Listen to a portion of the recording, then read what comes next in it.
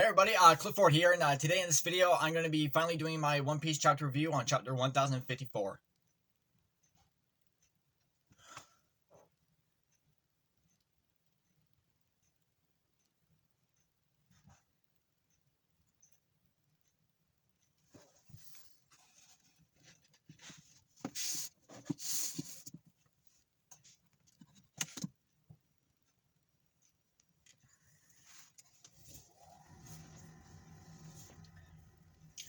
Hey everybody, Clif here, and today I'm finally doing my One Piece chapter review on chapter 1054. I know I'm a bit late to this, and well, I'm not sure what else to say. Hey, like, I know I'm late, and seeing as how 1055 is just around the corner, but at this point, the way the series has been sort of going on, and it kind of feels like no matter when you start art, it's always enjoyable to see it no matter what day it is. So yeah, so I am late, and I wanted to try and get this out before, but some things came up where I wasn't able to necessarily record the video. So I am sorry.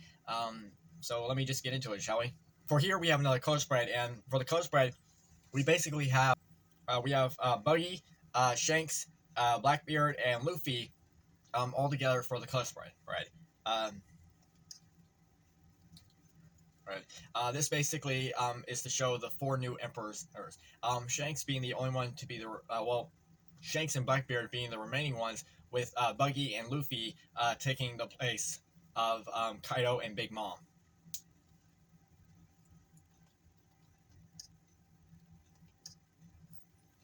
All right, so let's get into the actual chapter, shall we? So the chapter is basically called Flame Emperor. Um, so let's sort of dive into it.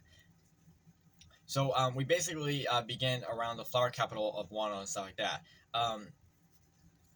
And stuff, and it's been noticed by some of the scabbards that an unknown presence or an unknown enemy has showed up. So to basically go on what's going on here, Dinjiro, you notice too. We mustn't let Sir Luffy and his companions hear about this. Come on, Cat.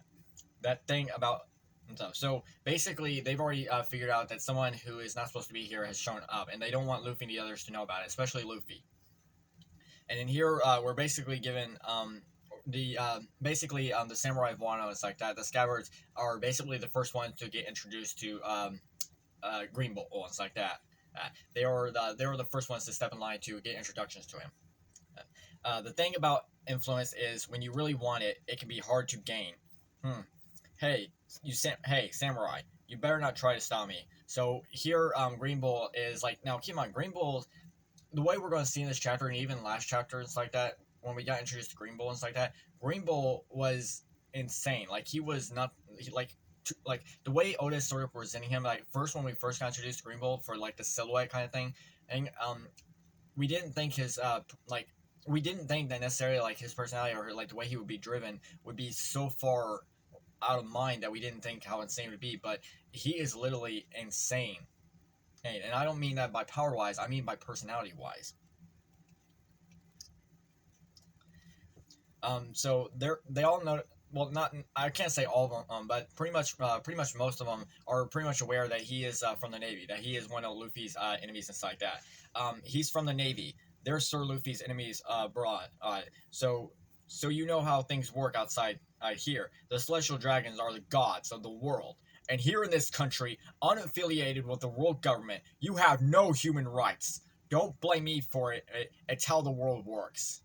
So here, we're basically giving a statement by Greenbull stating, "Oh, so you know how the world works outside? Well, then you know that the Celestial Dragons are gods, and everyone knows that those beneath the gods have no rights, which means you have no rights. That's how the world works." So after that, there's basically an attack by everyone and stuff like that, including Greenbull. And here we have an attack called Groves of Wrath. I'm a woodsman with the power of the woods fruit.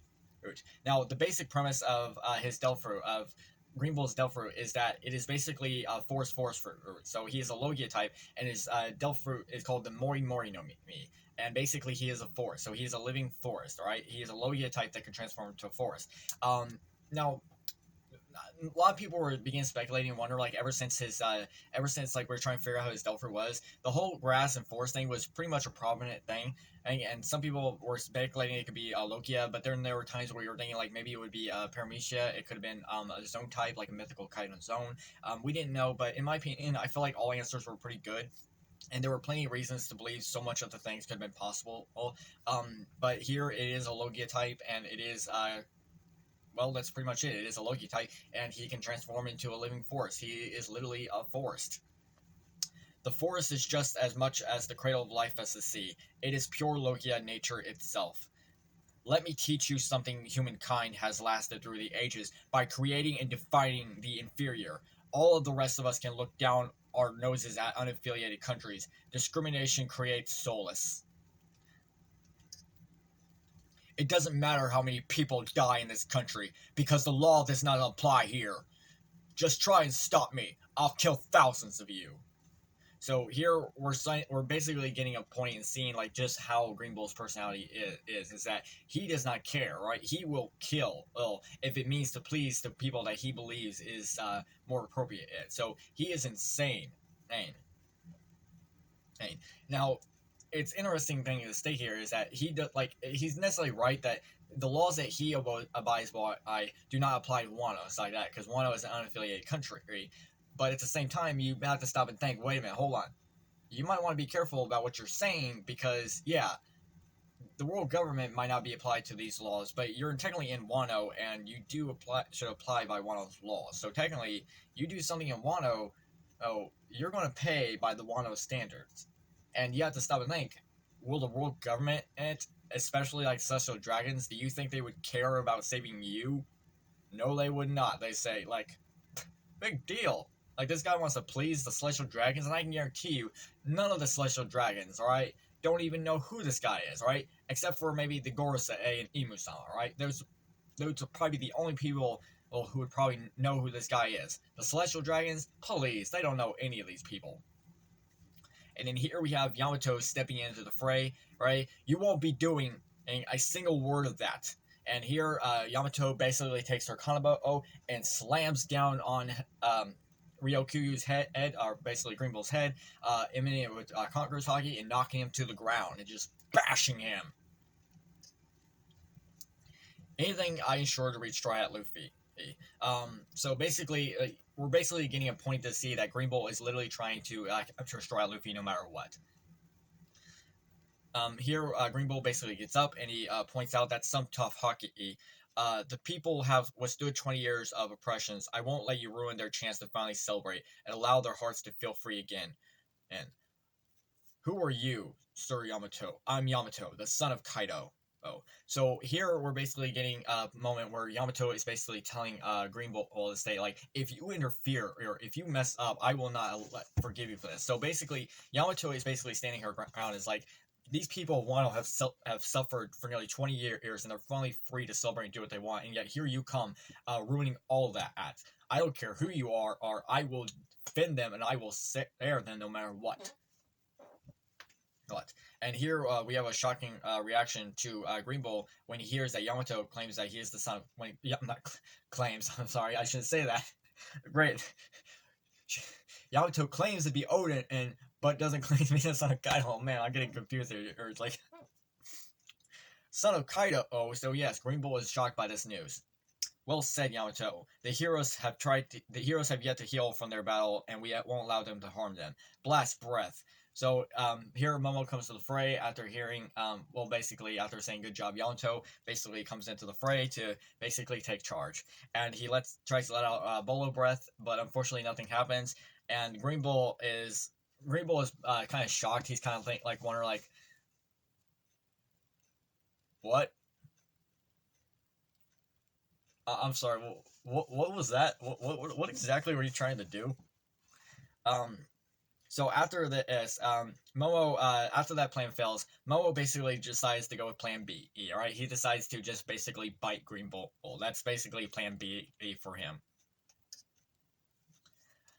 Do not make them worry. I swore an oath to them. A pink dragon. That's weird. I haven't heard of anyone with those powers.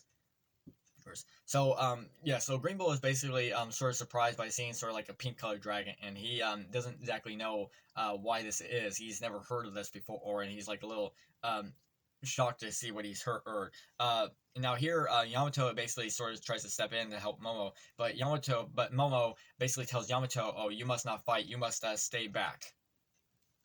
So so basically, that is the end for the whole Greenbull selections like that. So that is it for the Greenbull one. And now we are moving on to another part of the story, and here we're going to be focusing on the red hair pirates in this chapter. All right, at sea near Wano, there's a weird one mixed into the bunch. Let's go to him, Captain. Luffy's a great pair now. It's been ages, haven't it been here since we said farewell to Orient. I suppose Momo and Hiyori are all grown up now.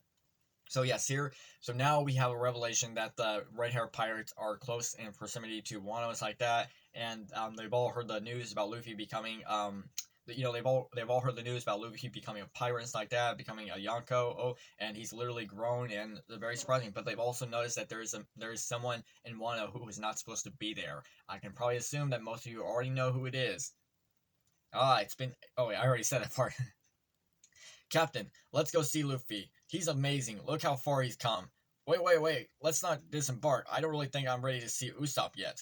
That's that snot named kid is still around, right? He's got to pay for picking a fight with us. So yes, so keep in mind, we find out that in during Wano's like that kid lost his arm when he picked a fight with Shanks. All right. Now, originally, when this whole thing was revealed to us, the the guy with the I'm forgetting his name for some reason. The guy with the mud fruit basically told Luffy lies like that, but no, it was basically Shanks. Shanks took his arm, and keep in mind, Kid was basically trying to form an alliance to take down the Red Hair Pirates, but Kid basically lost the fight. Right. Now, here as we continue on, we see Shanks basically just looking at a picture of Luffy's wanted poster, seeing his new bounty and stuff like that. That's Red Hair's ship. And basically we get a flashback sort of detailing how Shanks actually came across the Gomu and how he acquired it, or basically, or better yet, known now as the human fruit model Nika. That's Red Hair ships. Seems like there are CP9 agents on board. That's trouble. Nothing to worry about. We sailed. So even though they knew that it was CP9, Shanks took no detour. He took no chances of turning back. He says, "That's fine. Doesn't matter. We take charge. We go now." And they did. They did. What are they after? There's no treasure here. Only a single devil fruit. What could that mean to them? It just turns you into rubber, right? So that is it. So well, basically that's not the end of it, but that's basically describing like sort of the details of how Shanks sort of got the Delver in the first place. And in here we just get random flashback shots of Luffy's hometown, it's like that when Luffy was a child, and everything that sort of led up to certain events.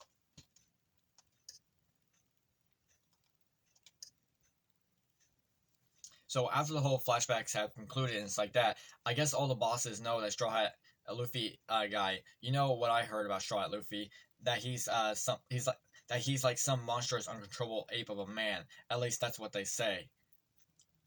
Hey, it's kind of funny in that scenario. I'm not interested. I'm not interested in seeing Luffy. What? No! Remember what's happening in our territory now. Oh, there's that follower Luffy's, Bart something. He's burned all our flags down and replaced them with Luffy's. So now, how would that make me look with that? What happens to that trust put in me? Well, okay, I guess you have a point. So basically after Shanks basically tells his crew, I don't plan on seeing Luffy just yet, guys, alright? But in the meantime, we actually got to go take care of something. That one Barto guy is basically burning down my flags in my territory and putting up Luffy's. And keep in mind, Shanks, like you see, like when that whole cover page, like with Barto's cover page and stuff like that, where he basically burned down Shanks' flag, is basically coming back to haunt him, and it's like he sort of made a big mistake. Now, the interesting thing about this, and I really need to say this real quick, is that, the fact that Shanks still respects Luffy, something tells me that even though this Barto guy is basically someone who is a sport of Luffy and stuff like that, you can basically see that Shanks knows full well that this is not Luffy's fault, alright? Luffy probably doesn't even realize what Barto is doing, alright? And to be honest, Luffy would not be the kind of guy to basically burn down a pirate flag, all right, and replace it with one of his. That is something he would never do, all right. Never in a million years would Luffy ever do that, all right. Right now, he has burned down the world government flag in order to like declare like war and stuff like that. But for right, for when it comes to certain times of like personal situations, like when it comes to like showing of symbolism and stuff like that, to where you're basically honoring that thing, it's a bit different, all right. But here Luffy's not trying to pick a war with by the pirates themselves, especially Shanks. So, and you fear Barto being a very impressive guy. You figured he would. Well, to be honest, it's pretty surprising that he shouldn't actually know, since a lot of people don't probably know that Luffy knows Shanks. Be honest, like in the manga, the only other person who actually knew Luffy was met Shanks prior to that was Nami. However, in the anime, I believe Zoro and Nami were both aware of it. But later on down the line of the series, all the Strides came aware that Luffy knew Red Hair Shanks. However, during the beginning of it, only Nami knew in the manga. So basically, they're going to go take care of Barto. Now, the thing I'm basically pointing out here is that Luffy, like Shanks, obviously knows that he still respects Luffy and he still does plan on seeing him, and he still hopes that he does become a great pirate. But here you can also tell that like Shanks knows that Luffy is not responsible for this, that he is not aware of what's going on. So Barto could probably go, like Shanks will probably go and try and defeat Barto, but he'll probably talk to the sensitive tone and said, "Hey, why are you burning down the flag of one of Luffy's best friends?" Right, and Barto is going to feel this very bad in himself, knowing that he basically burned down a flag of one of Luffy's greatest friends, someone who's known him ever since before he became a pirate, and the person who actually gave him his straw hat. It's like Barto would be literally in his tears, begging for mercy or begging for forgiveness if that happens. Of course, Oda could probably go in a completely different direction for it. He really could. But let's get back to the main parts of the story, shall we? All right, so after that whole situation I just explained went down, here we have Shanks sitting down next to Ben Beckman, and they're basically getting ready to drink a cup of sake. And here we have sort of Shanks basically saying to Beck, "I think it's time we make our move. Let's claim the One Piece." So yes, Shanks is apparently going to go claim the One Piece. All right, so after that's done, we're done with the whole Shanks aspect of the chapter, and now we're moving on to the next chapter. And here we're focusing on Sabo and basically the Marines and stuff like that. All right, so Navy HQ, New World. We can't let the revolutionaries keep ruining unchecked Akainu. I know that, but we don't have the troops to send in. They're calling him Flame Emperor Sabo now. He's the hero of the entire world. 800 years ago, the world government was created by 20 founders of their descendants. Only Nefertari Cobra attended the reverie this year, which is why his murder was so meaningful to the Revolutionary Army. Which this was like this to be honest, this was completely obvious, like ever since this whole revelation was first revealed. Not this revelation, but before, when the whole newspapers came out stating that a murder had happened at reverence like that, we all began speculating and wondering like what it was. But to be honest, for everyone, they knew that it was Cobra who died, and they felt like Sabo was being framed for it. Now, we don't necessarily, in my opinion, and no one should believe this, that Sabo actually killed Cobra. He did not kill Cobra. He's obviously being framed. But then again, I've had situations where I didn't believe something was true in the manga, and yet Oda completely shows that, oh yeah, it was true. Dead true. But I don't believe that's going to be the case for this. This is one thing where I hope that everyone agrees on, and that Oda agrees on it too. Just hours before that, in the lands of the gods, the living area of the celestial dragons, they destroyed the hoof. I suppose that's supposed to be the roof. The roof of the celestial dragons, symbol of the world nobles, and a declaration of war. Admirals Ryokugo and Fujitora led the navy into the battle, but in the end, the ex-revolutionary and celestial dragon slave Bartolomeo Kuma was freed, and all of the revolutionaries escaped. So yeah, so here we get a basic turn of events that sort of describe what happened, and we basically get a small moment where we get to see that the revolutionaries and the marine admirals inside that Ryokugo and Fujitora basically clashed against the revolutionaries, but the revolutionaries ended up winning and ended up pulling off what they needed to do and managed to escape. It was certain that it was difficult for the admirals to exhibit their full powers in the land of the gods. Don't make excuses for them. So yeah, so basically it's sort of like being like sort of reporter, or basically being fined that maybe they couldn't go out full on their powers because then they were in the Holy Land. But here, Akainu or Sakazuki says, don't make excuses for them. I don't care they're in the land of the gods. Go wild. What about the disappearance of Princess Vivi, which happened at the same time of Cobra's murder? So yes, we don't get to see Vivi, but we get a revelation that not only reveals that her father is dead, but Vivi has somehow disappeared and gone missing. So there are three options we can look at for Vivi's disappearance, right? There are three. There might be more, but the way I'm counting it is there are three. Option number one, after her father was murdered and framed by Sabo, she left with the Revolutionary Army. That's part one. Part two, she's secretly being held captive in the Holy Lands by Imu-sama himself, or by Imu-sama in a secret prison, right? And then option number three is that Kuma basically used his devil fruit power, the pawpaw fruit, to basically send Vivi away. Now, where Vivi's at and when we will probably see her again, it's hard to say. Some people are speculating and begin wondering, like, maybe she'll wind up in the Straw Hats. To me, I feel like that would be the more reasonable option, because I feel like at this time is now the perfect, since we're now in the final game, we're in the end game, I feel like that would be the right moment and the right time to basically bring her back into the fray, to bring her into the story. Right, and especially to reunite with Straw Hats. Alright, so continuing on after that, we're still investigating the matter, as well as any possible connections between the two. And here we have a new person in the fray, Director of Naval Bureau of Investigation Kuroma Tensei. So basically meaning Black Horse. It's a double blow for Alabasta. Their ship's still at the red port. In fact, they can't send it home with all that's going on. Can we assume the attempted murder of St. Charles is solved? And so far as the accusation that St.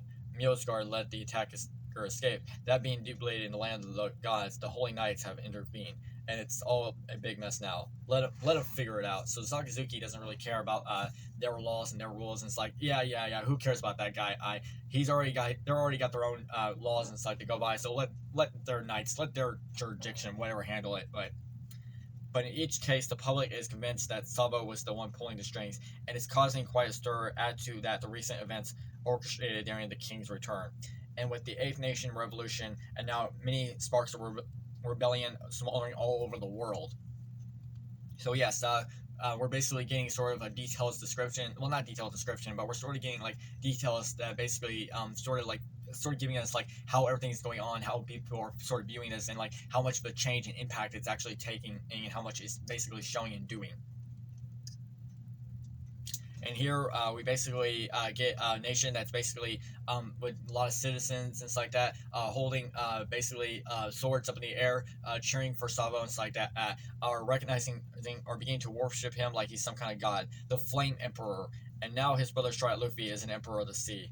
In the world of pirates, the Flame Emperor's brother has appended the world order. At this point in time, he's so popular that he might have more influence than Dragon Commander-in-Chief of the Revolution armies. The times are indeed changing. This is one hell of an age I had to be Fleet Admiral in. But no matter who comes at us, I'll drive each and every one of them back into the depths of the sea. And that is the end of the chapter, and that is basically it. So that is the end for the chapter. So surprising enough, there were actually 5 emperors, and believe it or not, the 5th emperor is not a pirate. Who knew? I guess at this point we gotta apologize to Kid in Law. It's like, hey, I'm sorry, Kid in Law, but it's like, fine, we didn't get to make the 4 emperors like that, but please tell me one of us, especially me, gets to be the 5th emperor. It's like, should we tell him that Sabo became the 5th emperor, or should we keep that quiet? It's like, I think we should keep that quiet. So yes, Sabo is the 5th emperor, or the Flame Emperor to be exact, which actually comes from one of Ace's attacks. So that is it for the chapter. I really enjoyed this very much. It was exciting to finally get back into the One Piece stories, and I'm finally glad we're back. We're not going to be on break, so we're going to get a new chapter coming pretty soon within the next couple days. But to be honest, like I really enjoyed this chapter. This was astounding, and the whole revelations and the reveals that are going on, and the personalities and the driven of these characters are insane. So in retrospect, I think we're going to go far out, and the fact that we're in the end game, Otis pulling no stops, that he's basically taking the serious turn and showing that it is going to be a zone of a battle zone of insanity at this point. So yeah, so that's it for the chapter. So there's nothing much else to say. That's all I got. So hey, thank you so much for following along with me and coming along with this review. Also, I want to look. I want to apologize. I know there are times when some people worry about like my stuttering and my sudden pauses and stuff like that, and my sudden like speakings. Look, I am sorry. Like I can't really help it. All right, I try my best not to do those things, but I can't help it. All right, it's just something that just sort of I'm doing it. It just sort of happens. And so maybe someday I'll get better at it. But in the meantime, you're just gonna have to try and deal with it as long as I can. But I'm just basically trying to do the best I can. All right. And sometimes it never hurts to basically work well with it.